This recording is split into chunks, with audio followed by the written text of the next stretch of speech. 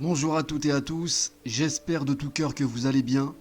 Cette vidéo n'était pas prévue au programme car il reste une vidéo sur le karma que je mettrai en ligne ou par écrit durant le mois de janvier. Mais au vu de la situation actuelle et à venir, le moment est venu pour justement en toucher quelques mots, du moins pour relativiser cette période compliquée que nous passons, car certains ont besoin de l'entendre. Alors ce sont avant tout des épreuves qui doivent nous faire grandir, ouvrir les yeux pour fonctionner et penser autrement, afin que cela n'arrive plus, car trop de choses ne vont pas aujourd'hui.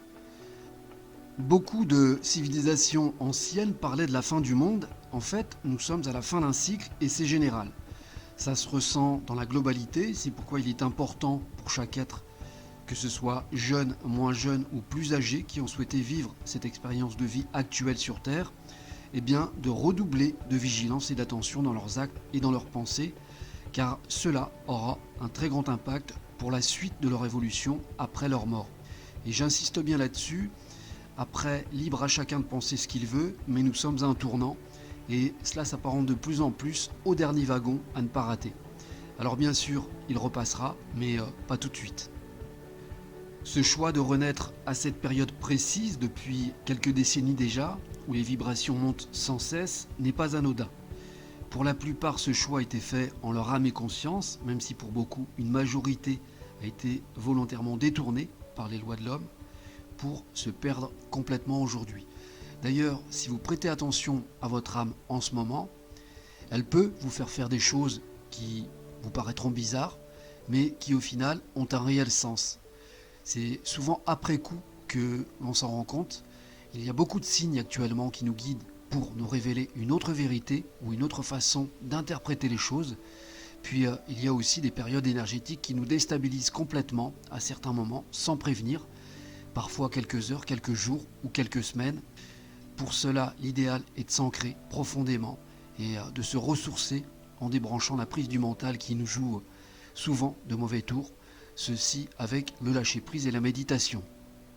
De manière imagée, avec cette fin de cycle, nous arrivons à une gare de triage. Ceux qui ont fait l'effort d'évoluer vont continuer à évoluer. Par contre, ceux qui ne font aucun effort et qui s'en fichent de tout, c'est-à-dire qui ne veulent pas évoluer, vont se retrouver entre eux pour enchaîner une nouvelle fois un nouveau cycle au même stade. Alors, je vous laisse imaginer ces plus de 2000 ans passés par l'humanité n'ont pas été simples, bien qu'il y ait eu des hauts. Il y a eu aussi beaucoup de bas et pas des moindres pour arriver à ce confort et ce progrès d'aujourd'hui, car c'est très récent, d'ailleurs les anciens peuvent vous en parler, donc quelque part en faisant de l'humour, ils gagneront un tour de manège supplémentaire avec plusieurs réincarnations à la clé, c'est en sorte le retour à la case départ jusqu'à qu'ils comprennent le réel sens de la vie, qui est tout le contraire de l'égoïsme et du profit. Sur Terre, on peut jouer au plus malin entre humains.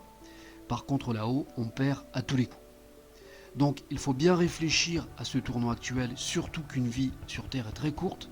Voilà pourquoi je voulais que vous le sachiez, malgré les difficultés actuelles. J'espère que cela vous aidera à prendre un recul nécessaire sur énormément de choses superficielles et futiles. Il y a toujours pire que nous. Le principal, c'est le présent, c'est ce que vous faites maintenant pour préparer demain. Donc, préférez œuvrer pour le vrai et le concret. Sur ce, je vous souhaite de belles fêtes de fin d'année en famille. C'est justement le moment de renouer les liens et d'être encore plus solidaires entre vous. Noël est un moment de partage et souvenez-vous que le plus beau cadeau est l'intention émise et l'attention que l'on porte à une personne et non le prix.